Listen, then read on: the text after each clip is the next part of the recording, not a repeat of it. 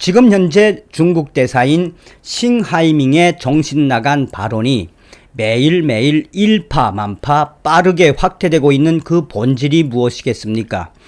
윤석열 대통령까지 나서서 싱하이밍 중국 대사를 발칵 뒤집어 엎었지요. 윤석열 대통령이 미국 국빈 방문을 가기 전에 로이터 통신과의 작심 인터뷰에서 중국 공산당을 발칵 뒤집어 엎는 중국 공산당에 대한 발톱을 보여주지 않았습니까? 중국 공산당, 대만에 대한 힘의 지배 반대한다. 또한 대만 문제가 전 세계적인 문제라면 북한의 핵 문제도 전 세계적인 문제이다 라고 중국 공산당을 정조준하지 않았습니까? 문재인 주사파 정권 5년 동안 굴욕적인 친중 정책, 중국은 거대한 산봉을 이며 중국 시진핑의 1대1로를 함께 하겠다라고 지랄을 떨었던 문재인의 5년. 자, 드디어 윤석열 시대에 중국에게 무릎을 꿇지 않겠다.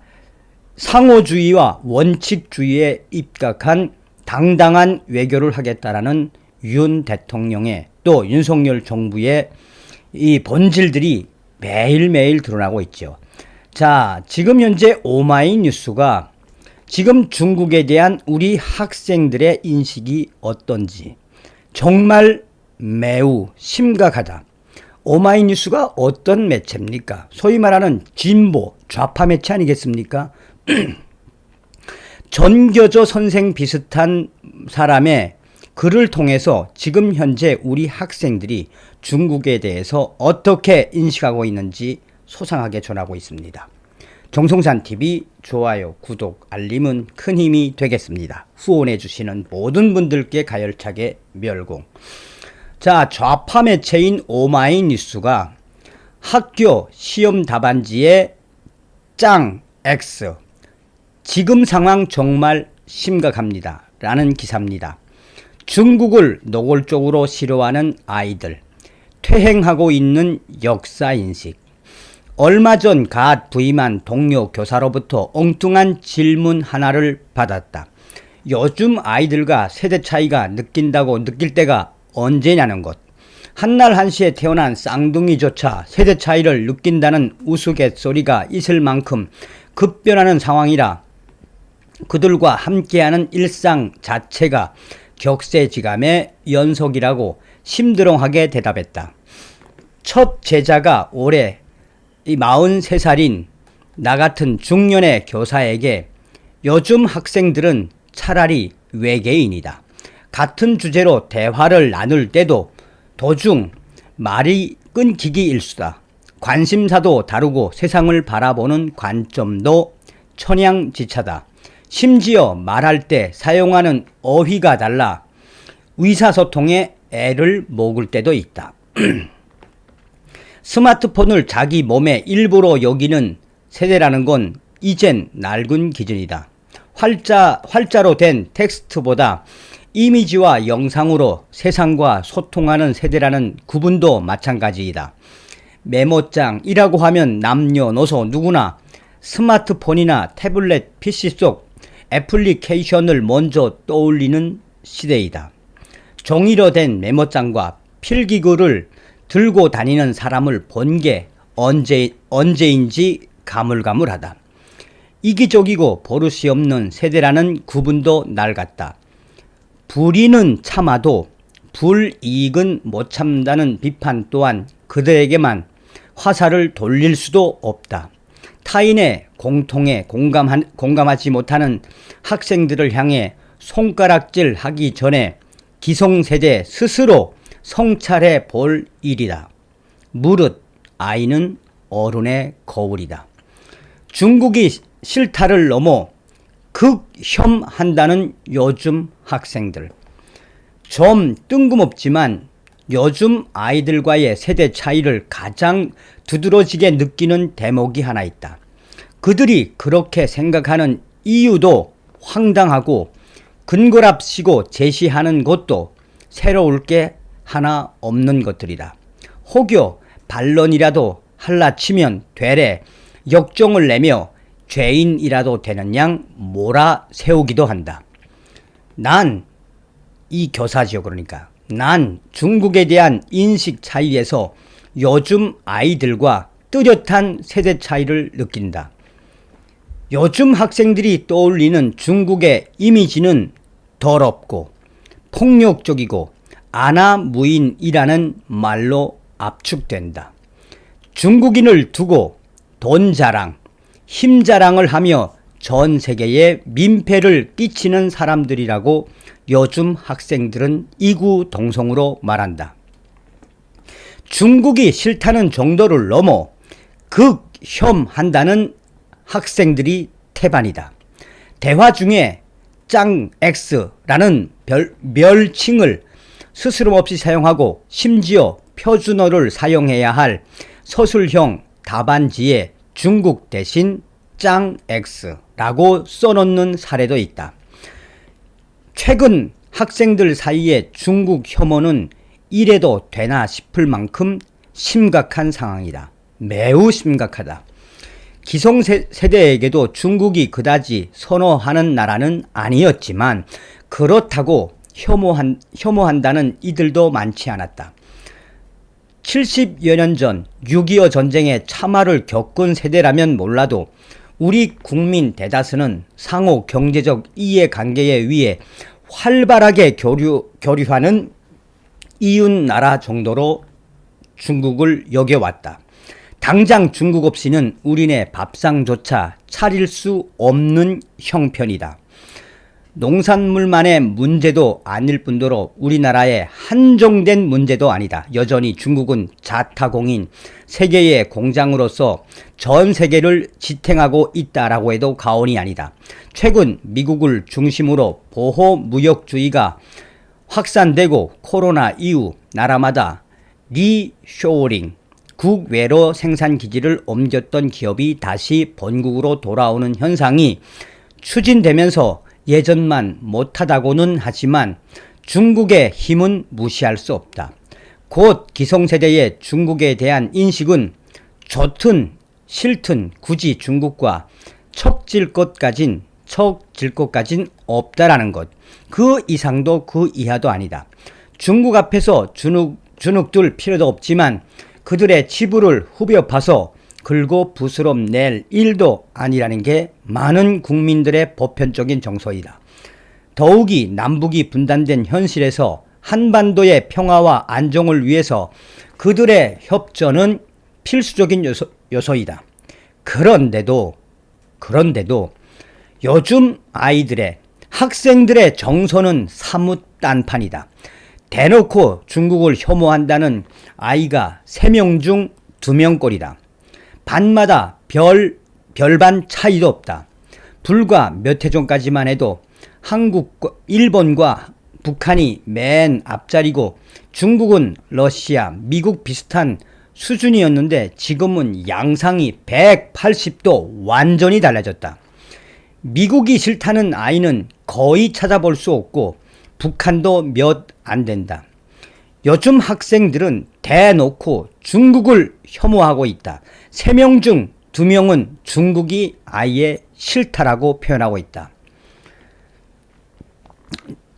2년 전 이런 상황이 바뀔 줄 그 누구도 몰랐다. 우크라이나를 침략해 수많은 전쟁 난민을 양상하고 전 세계의 식량난과 에너지 위기를 초래한 러시아도 비호감도에 있어서는 중국의 적수는 못 된다. 나아가 러시아와 중국은 같은 편이라서 중국을 인해 호전적인 국가라고 규정한다. 한 학생은 중국을 전 지구적 빌런이라고 이런 표현까지 했다. 정말 놀라운 건 따로 있다. 일본에 대해서는 예상외로 호의적이라는 점이다. 수업시간 일제 강점기 독립운동사와 친일파의 만행을 나름 상세히 배우지만 일제의 식민 지배에 분노하는 학생들은 그다지 많지 않다. 기억하지 않는 역사는 되풀이 된다지만 수험용으로 전락한 지식은 성찰의 힘을 잃었다. 일본은 위안부와 강제적 징용 등 가혹했던 식민 지배를 여전히 반성하지 않고 있지만 요즘 학생들은 크게 괴념치 않는 분위기다. 일제 강점기 역사를 오늘날 자신들과 직접적 관련이 없는 과거사로 이해한다. 드물게는 일본 제국주의의 잘못은 반드시 짚고 넘어가야 하지만 이미 오래전 일로 지금의 일본인들에게 책임을 또 넘기는 것도 온당치 않다라고 말하는 학생들이 태반이다. 친일 잔재 청산 문제에 대한 학생들의 인식 역시 비슷하다. 일제 강점기 친일파의 행적에 대해선 밑을 그어가며 공부를 하지만 해방 후에도 여전히 친일파가 득세하고 그들의 후손이 이 땅에 정치, 경제 권력을 손에 쥐고 있다는 데까지는 점채 나아가질 못한다. 심지어 대체 언제까지 친일 청산을 외쳐대야 하느냐며 반문하는 경우마저 있다. 외려 친일 잔재 청산보다 최근의 방사능 오염수 방류 문제를 아이들은 훨씬 더 심각하게 여긴다.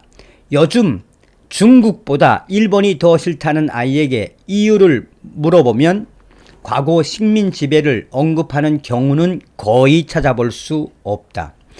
학생들이 중국이 싫다며 꺼내놓은 근거인즉슨 이렇다. 민주주의를 억압하는 중국 정부의 행태를 첫선에 꼽았다. 첫선에 꼽았다. 홍콩을 반환받으며 내건 일국 양제 약속을 헌신짝처럼 버리고 시위를 무자비한 폭력으로 진압하는 모습에 학생들은 치를 떨었다고 했다. 정치적 반대 목소리를 일절 허용하지 않는 중국의 일당 독재 사회라는 것이다. 언론은 물론 인터넷 포털까지 통제되는 전체주의 국가라는 비난도 이어졌다. 굴지의 중국 IT 기업으로 성장한 알리바바의 창업자 마윈을 예로 들며 사기업조차 정부의 하수인처럼 운영되는 모습에서 독재 권력의 민낯을 봤다라고 학생들은 꼬집었다. 무엇보다 중국 특유의 문화적 오만을 지적하는 학생들의 목소리가 컸다. 우리나라의 고유 음식인 김치도 우리 문화의 정수인 한글도 심지어 유구한 반만년 역사까지도 뻐젓이 중국에 뿌리를 두고 있다고 주장하는 모습이 보기 싫다라고 학생들은 입을 모았다. 고구려와 발해가 그들에게 예속된 지방 정권이었다는 동북 공정은 학생들의 분노를 더욱 키웠다. 지난 베이징 올림픽 개막식 때 우리 고유의 한복을 곱게 차려입고 어송홍기를 흔드는 조선족의 모습을 지적하는 학생들도 많았다. 중화민족의 부흥을 주제로 한 식전 행사에서 중국 내 여러 소수민족이 자신들의 전통 복식을 입고 등장했다. 사실 조선족도 중국의 소수민족 중 하나이니 딱히 몽리 부릴 일은 아니었지만 아이들의 중국 혐오를 더욱 부추긴 꼴이 됐다. 자, 안타까운 건 학생들의 중국에 대한 편견이 나날이 확대 재생산되고 있다는 점이다. 기실 그들이 언급한 근거는 어제 오늘의 일이 아닐 뿐더러 새삼스러울 것 하나 없는 내용이다. 원인은 중국 혐오를 부추기는 유튜브와 포털 뉴스에 있었다. 몇몇 아이들은 중국의 혐한 정서와 중국인들의 추태를 소재로 한 영상과 뉴스를 검색해 보여주기도 했다. 몰상식한 중국에는 이에는 이, 눈에는 눈으로 맞서야 한다라고 강조하는 학생들도 많았다. 공산주의 국가와는 친하게 지내서는 안 된다는 말까지 거침없이 튀어나온다. 급기야 민주주의 국가인 미국과 일본은 우리 편이고 공산주의 국가인 중국은 북한, 러시아와 같은 편이라고 인식한다. 학생들의 머릿속은 신압으로 수십 년 전 냉전 시대로 퇴행하고 있다. 어떤 생각이 드십니까? 요즘 우리 학생들 얼마나 똑똑하다는 이야기입니까? 다음 시간에 뵙겠습니다. 자나깨나 천멸중공 반중친미 멸공.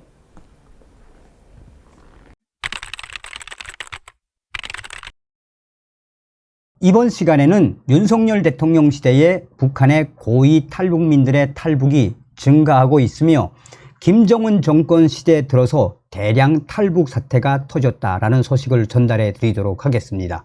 정성산 TV가 가열차게 벌이는 캠페인의 핵심이 무엇이겠습니까? 우리는 윤석열 정권 시대에 반드시 북괴 김정은을 멸망시키고 북한 동포들을 해방시킬 수 있는 자유북진 통일의 기틀을 만들어야 한다라는 거 아니겠습니까? 미국의 소리 방송이 지금 현재 윤석열 대통령 시대에 들어서서 북한의 고위 탈북민들의 탈북이 왜 증가했는지, 이 미리 탈북을 한 탈북 고위 관계자들의 증언을 통해 소상하게 밝혔습니다. 정성산 TV 좋아요, 구독, 알림은 큰 힘이 되겠습니다. 후원해 주시는 모든 분들께 가열차게 멸공. 자, 미국의 소리방송 VOA가 세계 난민의 날을 맞아 특별하게 기획한 기사, 북한 엘리트층 탈북 증가, 김정은에 대한 희망 접어. 북한 외교관과 무역 일꾼 등 북한 고위급 인사들의 탈북이 이어지고 있는 것으로 알려지면서 북한 엘리트층의 연쇄 탈북 가능성이 주목되고 있습니다. 김정은 체제에 대해 희망을 접은 것이 이런 탈북으로 이어지고 있다는 진단 등 다양한 분석이 나오고 있습니다. VOA는 20일 세계 난민의 날을 맞아 북한 엘리트층의 탈북 문제를 살펴보는 두 차례 기획 보도를 마련했습니다.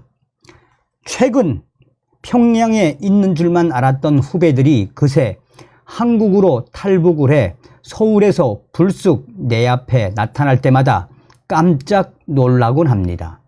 영국 주재 북한 공사를 지낸 한국 국회 국민의힘 소속 태영호 위원은 최근 자신의 페이스북에서 북한 엘리트층의 탈북이 늘고 있는 추세라며 이같이 말했습니다. 특히 태영호 위원은 최근 탈북 망명을 타진하고 있는 북한 외교관들이나 해외 근무자들의 추가 움직임이 이어지고 있는 것으로 파악되고 있다라고 밝혔습니다. 김일성 종합대학을 거쳐 중국 유학 중 탈북해 한국에서 방송인, 소셜, 인플루언서 등으로 활동 중인 북평양 엘리트 가정 출신 김금혁 씨는 최근 정보 당국으로부터 평양 출신 입국자의 신원을 교차 확인해 달라라는 요청이 늘었다고 말했습니다. 김금혁 씨는 이러이러한 분 혹시 아시면 조언 부탁드립니다. 그런 요청이 몇 번 있었습니다. 이는 결국 평양에서 어느 정도 위치에 있던 혹은 중요한 계급에 있던 사람들이 과거에 비해 조금 많이 탈북한 것으로 보입니다 라고 말했습니다. 최근 연합뉴스와 동아일보 등 한국 언론들은 정부 고위 관계자와 여권 인사들을 인용해 유럽 주재 북한 외교관이 몇 주 전 탈북했다라고 전했습니다. 보도에 따르면 한국 대통령실 관계자는 윤석열 정부 출범 이후 13개월여가 흘렀는데 과거 문재인 정부 5년에 비해 큰 차이를 보일 만큼 지위 고하를 막론하고 탈북민들이 급증했다라며 외교관 등의 망명 사례도 여러 건 있다라고 밝혔습니다. 이런 추세는 일부 정부 통계를 통해서도 엿볼 수 있습니다. 한국통일부가 올해 첫 공개 발간한 2023년 북한 인권 보고서를 보면 평양시 출신은 지난 2017년 이전까지 조사 대상 탈북민의 3%에 그쳤지만 이후 지난해까지 5년 동안 11%로 늘었습니다. 보고서는 이는 코로나19 이후 북한의 국경이 통제됨에 따라 해외 파견 노동자가 북한 이탈 주민 중 차지하는 비중이 상대적으로 높아졌으며 해외 파견 노동자는 평양시 출신이 많기 때문인 것으로 보인다라고 풀이했습니다.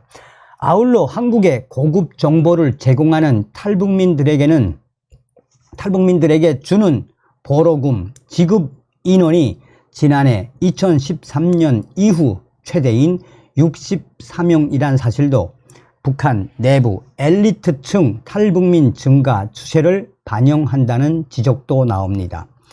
지난해 한국에 입국한 전체 탈북민이 이 67명이란 사실을 감안하면 매우 이례적인 규모입니다. 또 올해 1월에서 4월까지 보로금, 정보 보로금을 지급받은 탈북민은 15명에 달했습니다. 북한 외교관 출신으로 한국 국정원 산하 연구기관인 국가안보전략연구원 자문연구위원으로 활동 중인 탈북민 김동수 박사는 윤석열 정부 출범 이후 지난 1년 동안 여러 명의 고위 탈북민들이 한국에 입국했다라고 말했습니다. 그러면서 윤석열 정부의 대북 정책 전환 등 여러 요인이 있지만 코로나 팬데믹 여파와 북한의 국경 재개방 가능성이 큰 영향을 미친 것으로 풀이했습니다. 김동수 박사는 그야말로 외화벌이라는 게 지금 악조건입니다. 중국과 러시아에서 하던 것도 코로나 여파로 많이 못하고 한 달에 얼마씩 들여 보내야 하는데 그것도 못하고 결국 국경이 열리면 들어가야 하는데 다시 못 나오니까 마지막 결심을 하게 되는 거죠 라고 김동수 박사는 말했습니다. 외화벌이 실족 저조에 따른 책임 추궁, 오랜 팬데믹 기간 해외에 주재하면서 체감한 김정은 정권의 실종에 대한 회의감, 귀국하면 당이 사상투쟁으로 압박할 것이 뻔한 현실 때문에 북한의 내부 고위 탈북민들이 탈북을 결심한다는 것입니다. 지난 2019년 탈북해 한국에 정착한 류현우 전 쿠웨이트 주재 북한 대리 대사는 외교관과 무역 일꾼 등 엘리트들의 탈북이 크게 세 가지 실질적인 이유가 있다고 지적했습니다.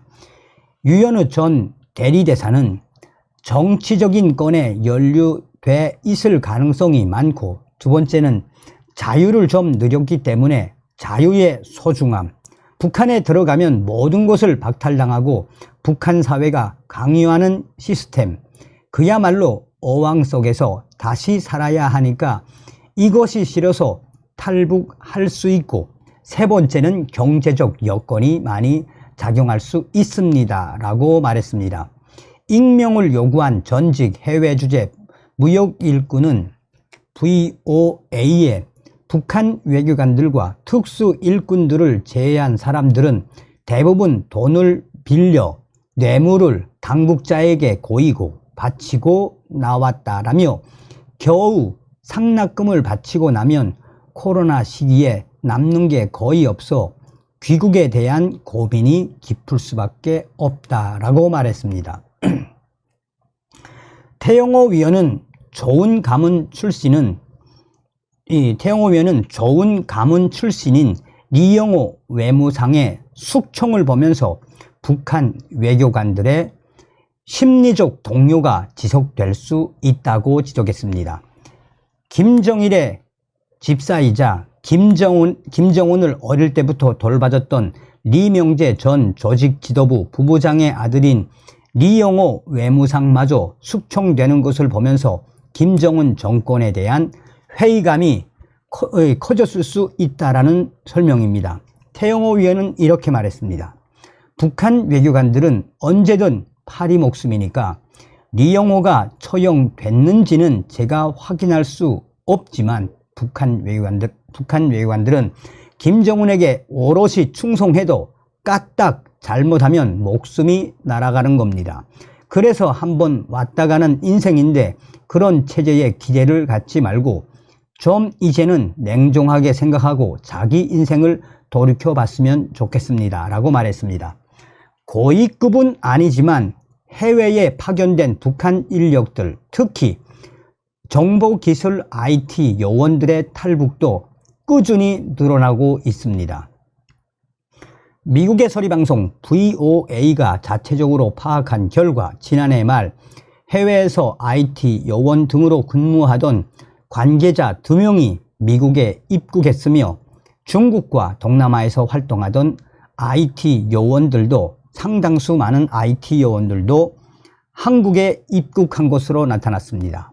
이들은 대부분 평양의 김책공대와 김일성 종합대학 등 엘리트 대학을 졸업한 엘리트로 알려졌습니다. 20년 이상 탈북민 구출 활동을 벌이고 있는 한국 두리하나 선교회의 천기원 목사는 VOA에 코로나 팬데믹 기간 이 단체에 구출을 요청한 북한 해외 파견 요원이 9명에 달한다고 말했습니다.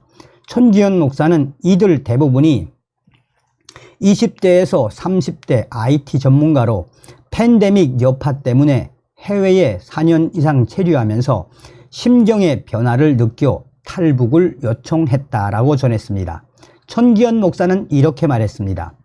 저한테 연락한 친구들은 대부분 북한 IT 전문가들입니다. 인터넷을 통해 세상에 대해 완전히 다 알았죠.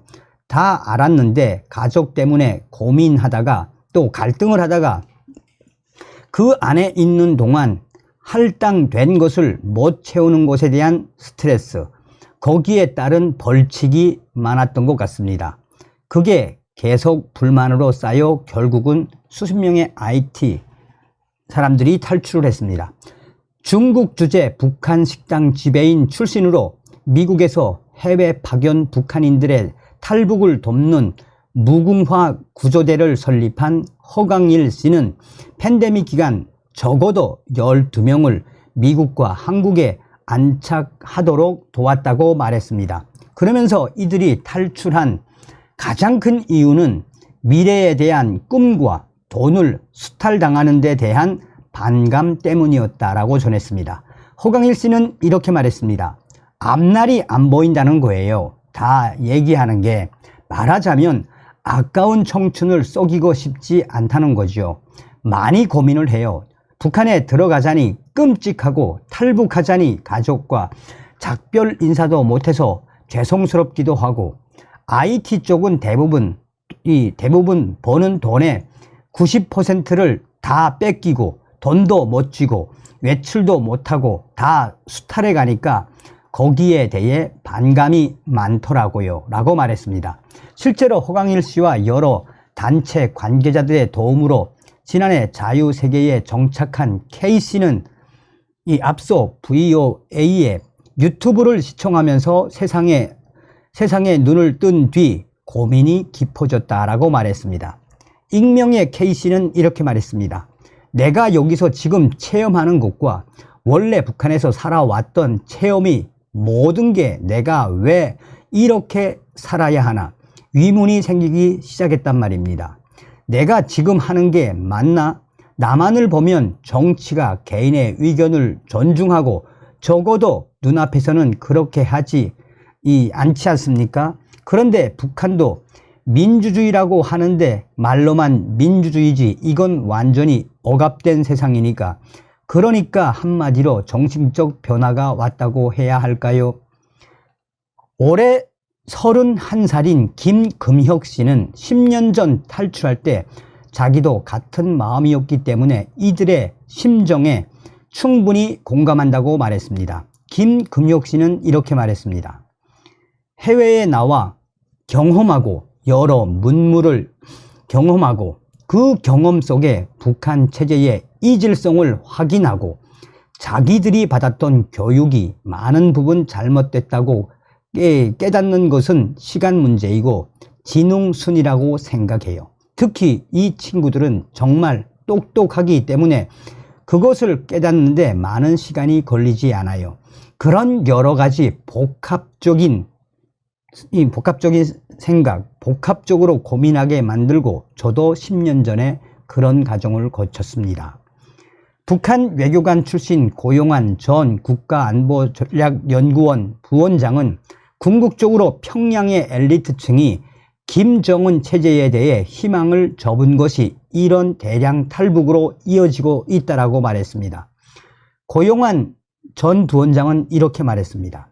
2019년 하노이 노딜 이후 당, 정, 군, 엘리트들이 희망을 접었다고 그래요.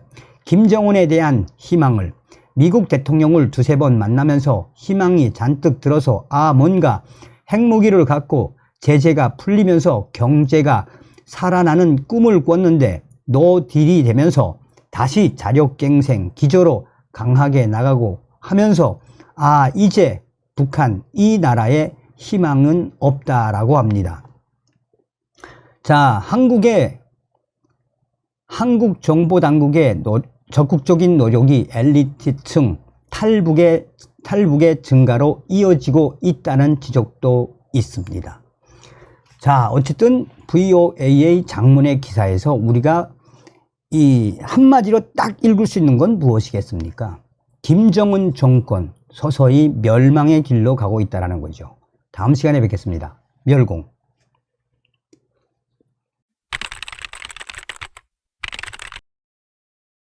김관진 전 장관 하면은 가장 먼저 떠올려지는 것은 무엇이겠습니까?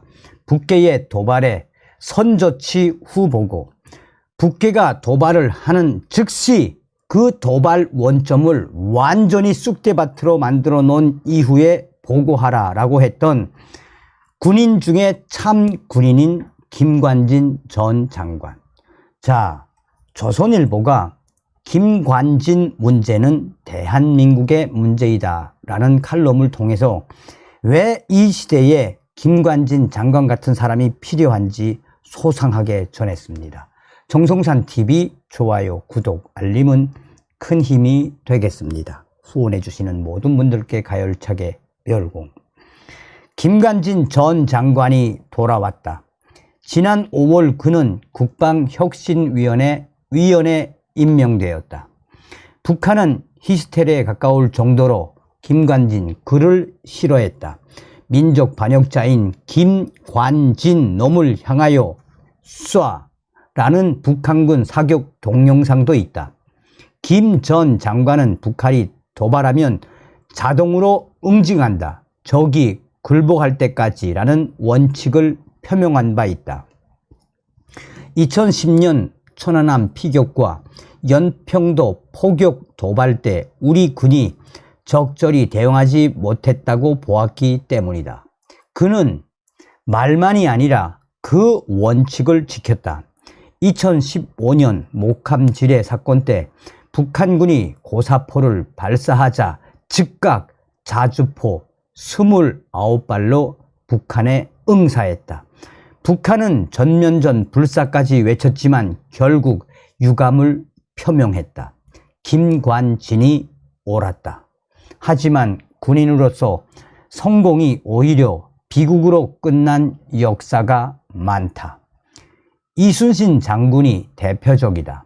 고려 공민왕 때 홍건적의 난을 물리친 안우, 김득배, 이방실 장군, 중국 북송의 명장 악비도 처형되었다. 왕이나 정치가들에게는 이들이 불편한 존재였기 때문이다. 김관진 전 장관도 2017년 군 댓글 공작 지시 혐의로 구속되었다. 문재인 정부의 적폐 청산에 걸려들었고 지금도 재판 중이다. 역사는 웬만해서는 정의의 편에 서지 않는다. 그런데 김관진 전 장관의 고통은 개인의 문제를 넘어서 있다. 그의 구속과 재판은 법적 차원에서 이루어졌지만 실은 한국군의 정체성을 둘러싼 투쟁이다. 2010년 국방부 장관 취임사에서 그는 이 점을 심각하게 환기시켰다. 그는 먼저 우리의 적이 누구인지 분명하게 인식해야 한다라고 역설했다. 한국군은 누구와 싸우나 언제부터 이 문제는 한국군의 최대 아킬레스건이었다. DJ 정부 때 주적 개념 논란이 시작되었고 2001년에서 2003년 국방백서가 발간되지 않았다. 노무현 정부의 2004년 국방백서는 주적 개념을 아예 삭제했다. 문재인 정부는 2018년 국방백서에서 북한군은 우리의 적이란 문구를 아예 삭제했다. 김관진 전 장관 또한 지금 당장 싸워 이기는 강군을 한국군의 목표로 제시했다. 어떤 의미에서 한국군은 싸우지 못하는 군대다. 먼저 무력을 사용할 수 없게 한 유엔사의 교전 수칙 때문이다. 물론 확전을 막으려는 고육책이다. 하지만 여기에 특정 정부의 대북 유화책이 중첩되면 군에는 악몽이다. 유화의 한계선을 잘 알 수 없기 때문이다. 제2차 연평해전이 대표적 실례이다. 한국군은 교전 수칙에 따라 NLL을 침범한 북한 경비정을 밀어내려다가 6명이 전사했다. 당시 DJ가 하달한 4대 지침 중 제2조가 우리가 먼저 발사하지 말라였다. 기존 교전 수칙과 다르지 않다. 문제는 대통령이 새삼 강조했다는 것이다. 더욱이 DJ 정부는 햇볕 정책을 강력히 추진하고 있었다. 대통령과 국무총리는 해군 참모총장 주관이라는 이유로 제2의 연평해전 전사자 연결식에 참석하지 않았다. 심지어 국방부 장관도 불참했다. 목숨 바쳐 싸웠지만 군은 버려진 느낌을 받았을 것이다. 그런 나라를 위해 누가 목숨을 바치나. 10주기에 처음으로 이명박 전 대통령이 참석을 했다. 싸우는 군대, 이기는 군대는 군의 영원한 본질이다.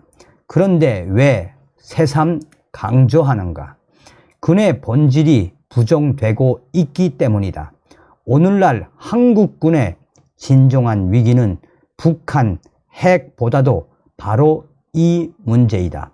역대 진보 정부는 평화를 위한 대화를 강조해 왔다. 그 결과 한국군의 북한이 어떤 존재인지 모호해졌다. 2020년 천안함 승무원 고 민병기 상사의 어머니는 문재인 전 대통령에게 이게 북한의 소행인지 누구의 소행인지 말씀 좀 해주세요 라고 호소했다. 대통령은 정부의 공식 입장에는 조금도 변함이 없다고 답했지만 정확히 북한의 짓이라고 말하지는 않았다. 그렇다고 호전성이 군의 본질은 아니다. 그 반대로 실제 전쟁 경험을 가지고 있는 군인은 전쟁에 대해 무모한 평화만을 외치는 공론가보다도 훨씬 전쟁을 무서워한다. 독일 한스폰 젝트 장군, 어설픈 평화주의가 오히려 전쟁을 초래한다. 전쟁을 원하면, 평화를 원하면 전쟁을 준비하라 라고 하지 않았는가? 군은 정치에 복종해야 한다. 문민 지배는 민주주의의 기본 원칙이다. 하지만 정치가 헌법과 군의 본질을 부정할 때 그 결과 국가 안보가 위기에 빠질 때 군은 어찌해야 하나? 이 딜레마는 민주주의 국가의 민군 관계가 겪는 영원한 난제이다. 아이러니지만 한국군의 이 권경을 가장 잘 이해한 게 북한이다. 최근 더불어민주당 혁신위원장을 사퇴한 이래경은 자폭된 천안함 사건을 조작하여 남북한 관계를 파탄낸 미 패권 세력들이라고 비난했다. 놀랍게도 국민의 20여 %도 같은 견해이다. 북한은 사실 천안함보다 대한민국 호의 균열을 타격한 것이다. 이 균열이 커지면 대한민국은 스스로 침몰할 것이다. 김관진 문제는 사실 대한민국의 문제이다 라고 칼럼에서 소상하게 밝히고 있습니다. 자, 본질적인 건 무엇이겠습니까? 윤석열 대통령이 왜 김관진 전 장관을 군혁신위원회, 국방혁신위원회 부위원장에 왜 임명했겠습니까? 그만큼 김관진 전 장관이 나가자, 싸우자, 이기자, 북계의 도발에 선조치 후보고의 정신을 다시 한번 군이 강화하고 우리 군 윤석열 대통령 시대에 더 강한 군이 되어야 합니다. 북괴 김정은의 육해공군은 이번 한미연합훈련에서도 드러났지만 한마디로 폭망을 했죠. 윤석열 시대에 우리는 반드시 북괴 김정은 멸망시키고 북한 동포를 해방할 수 있는 자유북진 통일의 기틀을 반드시 만들어야 합니다. 다음 시간에 뵙겠습니다. 멸공.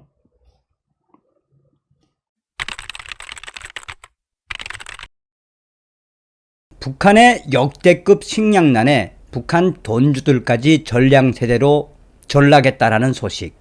북한의 신흥부자들인 돈주들까지 먹을 쌀이 없는 전량세대로 전락한 이후에 지금 북한 곳곳에서 자살 사건들이 연일 터져 나오죠. 어죽했으면 김정은이가 북한 역사상 처음으로 이 자살 사태를 막아야 한다라는 특별 지시까지 비공개로 내리지 않았습니까? 자, 이런 속에 지금 북한의 총참모부가 최전방 군단들의 특별 지시를 내렸습니다. 최전방 군단들이 어떤 최악의 상태인지 소상하게 전달해 드리도록 하겠습니다. 정성산TV 좋아요, 구독, 알림은 큰 힘이 되겠습니다.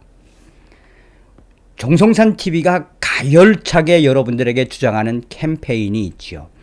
우리가 윤석열 대통령 시대에 북괴 김정은을 멸망시키고 북한 동포들을 구출할 수 있는 자유북진 통일의 기틀을 만들어야 합니다.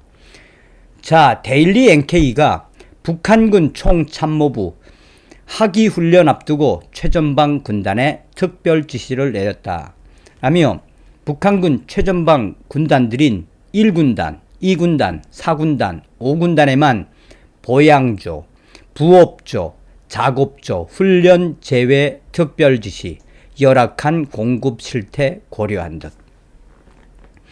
북한군 총참모부가 이례적으로 최전방 군단들의 보양조, 부업조, 작업조를 하계 훈련 제외 대상으로 분류하라는 특별 지시를 내린 것으로 전해지고 있습니다. 데일리 NK 북한 내부 군 소식통에 따르면 북한군 총참모부는 7월 1일부터 시작되는 하기훈련을 앞두고 최전방 군단 부대 전투력을 향상하고 훈련의 실효성을 높일 때 대한 인민군 당위원회 지시 관철 내용을 반영한 훈련 집행 계획안을 지난 10일 최전방 군단 참모부들에 하달했다라고 전하고 있습니다. 여기서 총참모부는 싸움 준비 완성에 초점을 둔 예년 하기훈련과 달리 올해는 최전방 군단 군인들을 정치 사상적, 군사 기술적으로 준비시키는 것과 함께 후방 공급과 물질적 토대를 다지는 문제도 50% 비중으로 내밀라라고 밝혔습니다.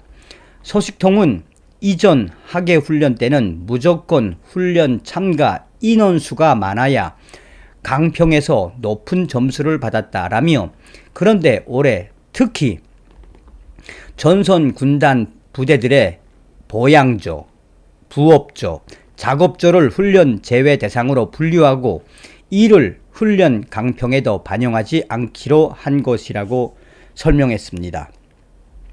그동안 최전방 군단들은 높은 훈련 참가율로 좋은 평가를 받기 위해 부업이나 외부 작업에 나간 인원들을 무조건 철수시켜 훈련에 투입해 왔습니다. 북한군 총참모부는 바로 이 같은 상황을 파악하고 올해 최전방 군단들의 부업 및 작업 인원을 훈련에서 제외시키는 한편 이를 평가에도 반영하지 않도록 해 부대별 공급에 특별히 신경을 쓸 수 있도록 한 것이라는 게 소식통의 전언입니다. 특별히 최전방 1군단, 2군단, 4군단, 5군단들에만 이 같은 계획안이 하달됐다는 것은 그만큼 현재 북한의 최전방 군단의 공급 실태가 최악, 열악하다는 것을 시사한다라고 전하고 있습니다. 총참모부가 북한군 1군단, 2군단, 4군단, 5군단 전선 군단들의 후방 공급 실태가 얼마나 열악하고 얼마나 최악이면 보양조, 얼마나 최악이면 보양조, 부업조, 작업조를 훈련에서 제외시키라고 했겠나라며 소식통은 강조하고 있습니다. 이런 가운데 총참모부는 최전방 군단 부대별 하기훈련 제외 대상을 정확히 구분하고 나머지 인원으로 훈련을 집약적으로 진행하는 것이 올해 하계훈련의 핵심이라고 강조했다라고 전하고 있습니다.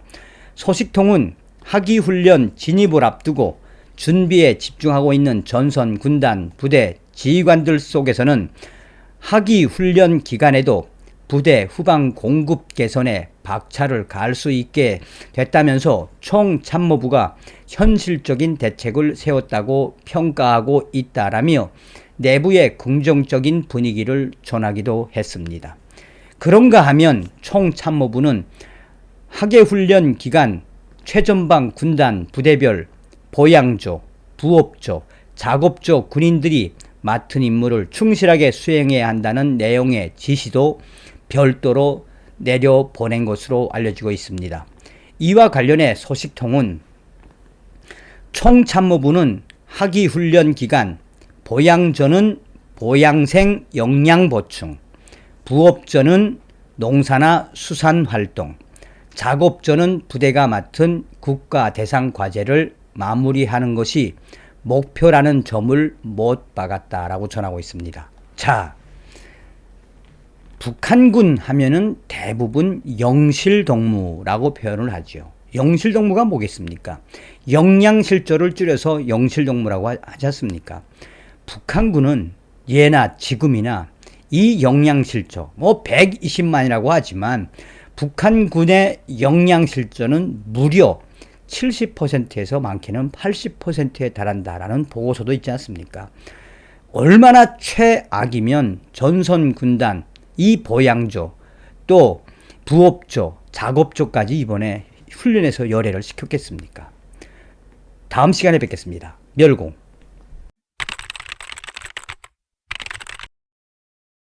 지금 현재 중국과 러시아, 동남아와 유럽과 중동 등의 김정은의 충성자금을 벌기 위해 북한 노동자들이 약 10만 명 정도가 나가 있지 않습니까? 중국에 약 3만 명 정도의 북한 노동자들, 러시아에는 약 4만에서 많게는 이 5만 명 정도의 북한 노동자들, 동남아에 2만 명, 사실상 10만 명 정도가 북한 김정은이의 벌크 캐시, 충성 자금을 벌기 위해 얼마나 고생을 하고 있습니까? 자, 이런 속에 지금 중국 내의 북한 여성 노동자들이 위려 공장이 아니라 충격적으로 돼지 목장, 그러니까 돼지 축사에서 외화벌이를 시키고 있는 충격적인 소식이 터져 나왔습니다. 정성산TV 좋아요, 구독, 알림은 큰 힘이 되겠습니다. 후원해주시는 모든 분들께 가열차게 멸공. 제 방송을 보시는 분들에게 제 강조하는 핵심은 무엇입니까? 대한민국에서 태어나심을 감사하십시오. 미국의 자유아시아 방송이 중국 내 북한 여성 노동자들 위려 공장 대신 돼지 축사에서 외화벌이라는 제목으로 충격적인 현실에 대해 소상하게 밝혔습니다. 중국 랴오닝성 일대 위려 가공 공장에서 일하던 북한 여성 노동자들이 최근 위려 가공 공장보다 더 고되고 힘든 돼지 축산 노동에 시달리고 있다라고 전하고 있습니다. 북한의 대표적인 외화벌이에는 주민들을 해외 인력으로 파견하여 남성은 건설과 벌목 노동으로, 여성은 위류 가공과 식당을 비롯한 서비스 노동에 종사하게 하여 이들의 인건비를 북한 당국의 충성 자금으로 확보하는 방식이 있습니다. 그런데 충격적이게도 최근 북한 여성 노동자들의 돼지 축산 외화벌이까지 등장을 했습니다. 중국 단둥에 주재한 대북 소식통은 자유아시아 방송에 올해 4월부터 중국 단둥시 외곽에서 수백 마리 돼지를 키우는 중국 축산 기업의 북한 여성 20명이 일하고 있다라고 전했습니다. 단둥 시내에서 북조선 여성들은 중국인이 운영하는 봉제 회사에서 일하는 것이 보편적이었다라며, 그런데 젊고 고운 20대 북한 여성들이 돼지에 사료를 주고 돼지 우리를 청소하는 인력으로 일하는 것을 처음 보았다라며 충격적인 현실에 대해 이 소식통은 전했습니다. 중국 도문에 있는 또 다른 대북 소식통도 올해 봄 도문에서 위류를 가공하던 북조선 여성 50여 명이 중국인이 운영하는 돼지 축산 기업으로 이전하더니 지난 5월 또다시 30여 명의 북한 여성 20대 여성 노동자들이 이 돼지 축산 노동자로 배치되는 것을 보았다라고 전하고 있습니다. 소식통은 위려 가공 여성들이 돼지 축산 노력으로 이전하는 이유는 인력을 책임진 북조선 책임자들이 외화벌이 계획을 수행하느라 위류 가공 회사에서 일부를 선발해 인건비가 높은 돼지 축산 기업으로 넘긴 것이라고 언급했습니다. 중국 단둥과 도문에는 위류를 가공해 동유럽 시장 등에 수출하고 있는 중국인 기업이 수백여 곳 자리하고 있으며 공장 노동자들은 대부분 북한 여성들이라고 전하고 있습니다. 코로나 이전 중국인이 운영하는 위류 가공 회사에서 북한 여성에게 지급하는 인건비는 월 중국 돈 2,500위엔, 350달러. 여기서 여성 인력을 책임지고 있는 북한 간부들이 충성자금 명목으로 1,000위안, 140달러를 공제한 것으로 알려졌습니다.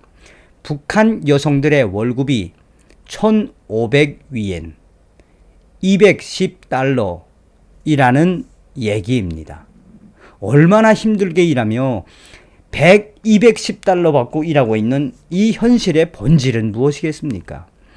하지만 2017년 12월 채택된 유엔 안보리 결의 2397호에 따라 2019년 12월 22일까지 해외에 파견된 북한 노동자들이 송환되면서 중국에 체류하던 북한 여성들도 귀국하게 되어 북한 외화벌이는 타격을 받게 되었습니다. 그런데 2020년 초 코로나 사태로 북한 국경이 봉쇄되면서 중국에는 상당수의 북한 여성들이 남게 되었는데 이들은 랴오닝성 일대에서 코로나 방호복을 제작해 해외 시장으로 수출하려는 중국 기업의 봉제 인력 수요에 높은 인건비로 고용되었습니다. 당시 북한 여성들의 인건비는 1인당 월 3,500위엔 490달러로 올랐다는 게 소식통의 전언입니다. 소식통은 북조선 여성들의 인건비가 올라가자 북조선 당국은 코로나 봉쇄로 국가 경제가 어려우니 여성들이 받는 3,500위안 월급 중에 생활비 500위엔 70달러만 주고 나머지는 전부 충성자금으로 징수했다라고 설명했습니다. 자, 지난해 말부터 세계적으로 코로나 사태가 진정되면서 코로나 방호복 수요가 줄어들자 중국인 기업들은 올해 들어 다시 북한 여성들의 위류 가공 인건비를 코로나 이전 수준인 2,500위안으로 내렸다는 것입니다. 소식통은 인건비는 내려가도 조국에 바쳐야 할 충성자금 계획은 그대로여서 인력을 책임진 북조선 간부들은 위류 가공 여성들 중에서 신체가 건강한 여성들을 선발해 인건비가 높은 중국의 돼지 축산 기업들에 보내고 있다라고 말했습니다. 중국 단둥과 도문에서 돼지 축산 인력으로 고용된 북한 여성의 월급은 1인당 3,500위안이어서 앞으로 위류 가공 인건비가 낮아지면 더 많은 북한 여성들이 돼지 축산으로 가게 될 것이라고 소식통은 덧붙였습니다. 김정은에게는 몽둥이가 정답입니다. 다음 시간에 뵙겠습니다. 멸공.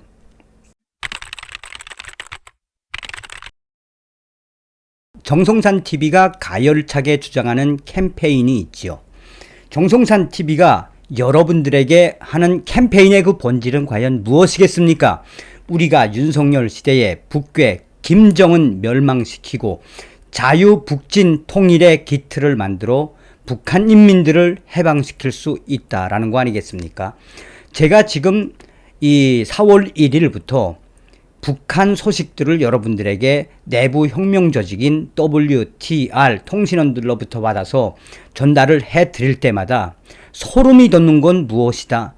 윤석열 대통령은 하늘이 돕고 있다라는 것입니다. 지금 집권 12년 차인 북괴 김정은이가 난리가 났죠. 이 3년 동안에 북중 국경을 막아놓은 것도 막아놓은 거지만 지금 북한 평양에까지 아사자가 대대적으로 확산되고 있다라는 소식. 다급한 김정은이가 집권 12년 만에 처음으로 이 전원회의까지 상반기에 2번이나 열었습니다. 그만큼 김정은의 북한 내부가 얼마나 힘들다는 겁니까? 또한 영국의 BBC가 북한 내부가 지금 어떤 상황인지 비밀 인터뷰에서 소상하게 전했습니다. 정성산TV 좋아요, 구독, 알림은 큰 힘이 되겠습니다. 후원해주시는 모든 분들께 가열차게 멸공. 자, 북한 주민들 굶어 죽고 위성 발사도 실패. 다급한 북한의 김정은 노동당 전원회의 개최. 북한이 지난 16일 김정은 주재하에 조선노동당 전원회의 확대회의를 개최했습니다. 극심한 보릿고개로 식량이 부족해 지금 현재 평양에서까지 아사자가 발생하고 있는 충격적인 상황이 계속 이어지자 김정은이가 전원회의를 속개했다라고 전하고 있습니다. 이 김정은 정권 이후 상반기에 2번 전원회의를 연 것은 처음 있는 일이며 그만큼 평양에까지 충격 상황이 확대가 되자 또 북한 곳곳에서 식량 사정 및 대대적인 아사자들이 확대가 되고 그 사태가 충격 사태가 계속 확산되자 김정은이가 다급한 나머지 상반기에 2번이나 전원회의를 연 것이다 라고 북한 소식통들은 전하고 있습니다. 북한 노동당 기관지 노동신문은 당 중앙위원회 제8기 8차 전원회의 확대회의가 김정은 참석하에 전날 당 중앙위원회 본부에서 열렸다라고 보도했습니다. 노동신문은 전원회의와 관련해 6차에서 7차 전원회의 결정 집행을 위한 올해 상반기 경제 부분을 비롯해 각 부분의 사업 정령을 총화, 결산, 대책하고 당의 강화 발전과 국가 건설, 변화된 국제 정세에 대처한 국가 외교 및 국방 전략에 대한 문제 등 우리 혁명 발전에서 중대한 의의를 가지는 정책적 문제들을 토의 결정하게 된다라고 강조했습니다. 그러면서 노동신문은 당 8차 대회 결정 관철에서 관건적인 뜻깊은 올해를 조국 총사에 특기할 위대한 변혁의 해, 비약의 해로 빛낼 전체 참가자들의 높은 정치적 자각과 열의 속의 의정 토의에 들어갔다라고 덧붙였습니다. 자, 현재 북한에서는 심각한 식량난으로 수많은 주민들이 굶어 죽고 있는 것으로 알려지고 있습니다. 지난 14일 현지 시간으로 영국의 BBC 방송은 중국 접경지 등에서 북한 주민들과의 비밀 인터뷰를 통해 지금 현재 평양과 북한 내부가 어떤 충격 상황인지 소상하게 전했습니다. 영국의 BBC에 따르면 건설 노동자라는 북한 남성 A씨는 식량 공급 부족으로 이미 마을에서 5명이 굶어 죽었다라며 신종 코로나 바이러스 감염증보다 굶어 죽는 것이 지금 더 걱정될 정도라고 말했습니다. 그는 식량 부족 탓에 중국으로 몰래 넘어가려다 붙잡힌 주민 몇 명은 비공개 처형을 당했으며 북한에 갇혀 죽기만을 기다리고 있는 실정이라고 BBC의 비밀 인터뷰에서 강조했습니다. A씨는 먹을 것이 없어 집에서 극단적 선택을 하거나 죽으러 산에 들어가는 사람들이 많다라며 평양의 사정도 별반 다르지 않다라고 강조했습니다. 평양에 산다는 여성 B씨는 이웃집에 물을 주기 위해 찾았다가 일가족 3명이 숨져 있는 것을 발견했다라고 말했습니다. 상인이라는 여성 C씨, 그러니까 돈 줄 수도 있고 이 장사를 하는 사람, 상인이라는 여성 C씨는 장마당 물건 4분의 3이 원래 중국산인데 북중 국경 폐쇄로 현재는 전부 비어있는 상태라고 증언을 했습니다. 밀수품으로 생계를 꾸리던 사람들이 수입이 전부 끊겼다라고 강조했으며 나아가 BBC는 북한이 2020년 1월 코로나19를 이유로 국경을 폐쇄하면서 중국 곡물 수입을 중단했다라고 설명하고 있습니다. 또 몰래 국경을 넘으려는 사람들을 사살하라고 김정은이가 지시하는 등 국경 감시를 강화해 암시장에서 할 수 있는 식품 밀수입도 거의 불가능해졌다라고 BBC는 강조하고 있습니다. 그러면서 BBC는 북한이 지난해 탄도미사일 63발 시험 발사에 들인 비용은 무려 5억 달러가 넘는다라며 이 돈이면 연간 곡물 부족량을 메우고도 남는다라고 지적했습니다. 실제 국제 반핵 단체인 핵무기 폐기 국제운동은 최근 2022 세계 핵무기 비용 보고서를 발표했습니다. 보고서는 북한이 핵무장을 위해 지난 한 해 5억 8,900만 달러를 지출한 것으로 집계했습니다. 당시 환율로 계산하면 약 7,610억 원 정도이다라고 강조하고 있습니다. 북한이 1분마다 1,121달러 약 140만 원을 핵 개발 비용으로 쓴 셈이라고 보고서는 지적하고 있습니다. 해당 비용은 지상과 잠수함에서 발사할 수 있는 핵탄두 탑재 미사일을 개발하는 데 사용된 것으로 조사가 됐습니다. 북한은 국민 총소득 GNI의 35%가량을 국방비로 지출을 하고 이 중 6%를 핵무기 개발에 사용하고 있는 것으로 파악됐다라고 전했습니다. 극심한 식량난 속에서 강행한 위성 발사가 실패로 돌아가자 김정은 정권이 노동당 전원회의를 통해 가라앉은 분위기를 띄우려는 것이다라고 전문가들은 강조하고 있습니다. 강인선 남북하나재단 이사는 한미일 공조가 강화되는 국제 정세 속에서 북한이 내부 식량난 가중에 따른 아사자 발생 등 민심 이반을 경계해 이례적으로 김정은이가 노동당 전원회의를 2번이나 개최한 것으로 보인다라고 말했습니다. 자, 저의 또 다른 소식통도 뭐라고 강조했습니까? 지금 현재 북한의 가장 어려운 북한에서 가장 어려운 부분에 있어서 상징적으로 드러나는 것이 뭐라고 강조했습니까? 북한에서 신흥 부자들인 돈주들도 이제는 전량 세대로 전락했다는 거 아닙니까?